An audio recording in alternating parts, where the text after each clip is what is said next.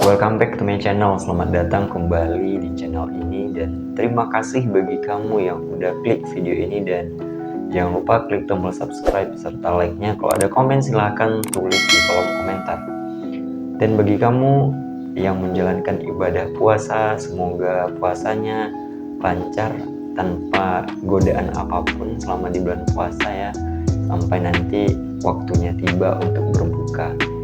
Seperti biasa, di video kali ini kita akan mencoba kembali menceritakan bagaimana kasus-kasus kriminal maupun kasus-kasus kejahatan yang terjadi di sekitar kita, yang tentunya akan meningkatkan kewaspadaan kita terhadap lingkungan sekitar, karena kita tahu kejahatan bisa datang dari siapa aja, kapan aja, dan di mana saja. Baru-baru ini ada berita viral, yaitu seorang remaja yang diruda paksa oleh 10 orang pria. Ya, sedikit disclaimer ya, ketika lo akan mendengar cerita ini, pasti lo yang memiliki akal waras dan akal budi pasti akan merasa kayak tidak terima atas kelakuan yang dilakukan oleh pelaku ini. Nah, tanpa berlama-lama langsung aja ke ceritanya.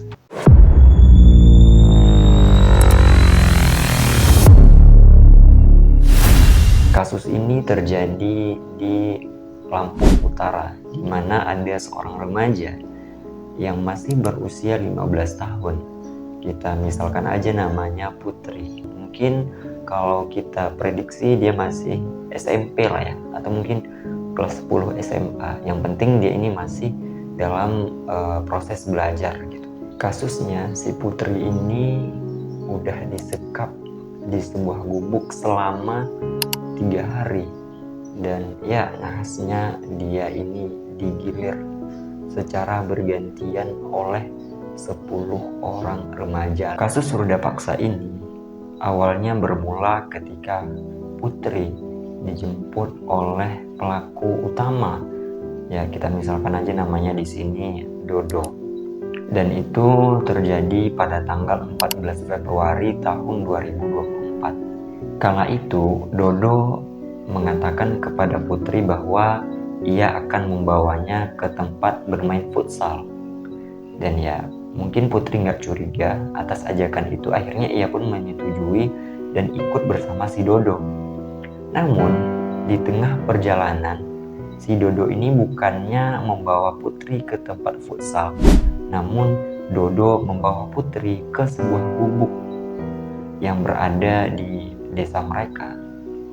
Dan di situ ternyata udah ada 9 orang lagi pelaku yang nanti akan terlibat di dalam kasus ruda paksa ini. Melihat 9 orang pelaku lagi di gubuk itu tentu membuat Putri kaget, dan ia pun memaksa untuk balik.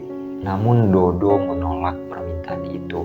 Ia pun dibawa masuk ke dalam gubuk itu, dan akhirnya si Putri pun dicekoki miras oleh para pelaku.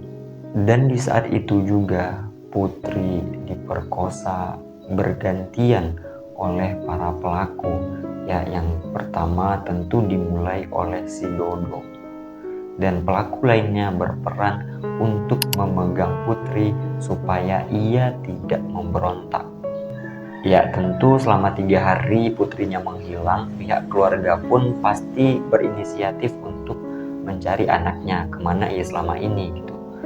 Ya pasti insting orang tua akan merasakan bahwa anaknya ini sedang tidak dalam keadaan baik-baik saja. Nah, ibu si Putri ini mengungkapkan bahwa ketika putrinya ditemukan, maka sudah dalam keadaan tidak berdaya ataupun dalam kondisi yang lemas dan hanya memakai baju daster.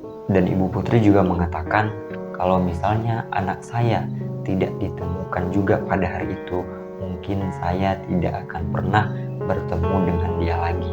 Dan fakta mengejutkan adalah selama 3 hari disekap di dalam gubuk itu, Putri hanya dicekoki miras, tidak dikasih makan dan minum oleh para pelaku. Berkat kerja pihak kepolisian, maka polisi telah mengamankan 6 dari 10 pelaku ya empatnya masih menjadi buronan ya atau DPO, daftar pencarian orang.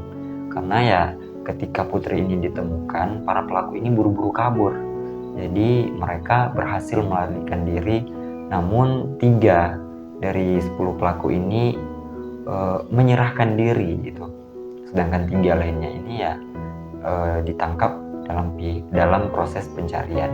Dan yang lebih gila lagi adalah dari pelaku ini yang ditangkap ternyata 2 orang masih sekolah ataupun belajar di bangku SMP.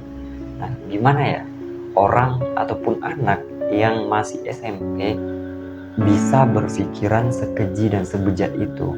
Ya, apa sih yang mempengaruhi anak-anak seperti ini untuk melakukan hal-hal yang di luar batas ataupun di luar akal sehat? Ibu Putri juga mengungkapkan setelah anaknya ditemukan tentu ada permasalahan di psikis, tidak hanya di fisik ya. Mengingat bahwa 3 hari itu pasti traumanya sangat berat.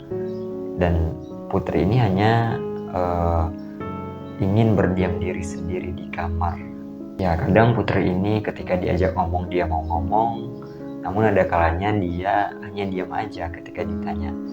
Dan juga kadang Putri ini malah teriak-teriak histeris di dalam kamarnya. Ya mungkin ketika mengingat kejadian itu ya, yang membuat Putri masih merasakan takut. Ibu Putri juga mengungkapkan bahwa Putri ini pernah ingin mengakhiri hidupnya sebanyak 2 kali. Pihak keluarga pun masih menjaga Putri agar tidak melakukan hal-hal di luar kendali. Sedangkan dari pihak Dinas Pemberdayaan Perempuan dan Perlindungan Anak juga akan memberikan pengawasan terhadap si Putri dan juga akan mencoba mengembalikan psikisnya si Putri dan jiwanya si Putri ini. Dan ya mereka menawarkan ataupun akan terus melakukan pembinaan terhadap si Putri. Kejadian seperti ini tentu sangat membuat kita emosi ya, dan juga miris karena bisanya seorang pelajar ataupun orang yang masih di bangku sekolah melakukan hal-hal yang tidak sepatutnya dilakukan.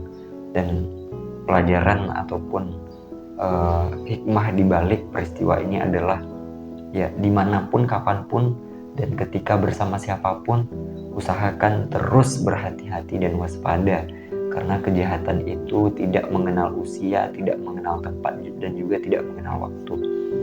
Jadi kasus seperti ini semoga tidak terulang kembali. Betapa banyaknya kasus-kasus seperti ini yang marak di Indonesia. Dan atas kejadian ini, para pelaku ini jatuhi hukuman 15 tahun penjara. Dan semoga hukuman ini dapat membuat jera para pelaku, dan juga semoga keluarga Putri ini diberikan ketabahan dan semoga tidak akan lagi terulang kembali kejadian yang sangat memilukan ini.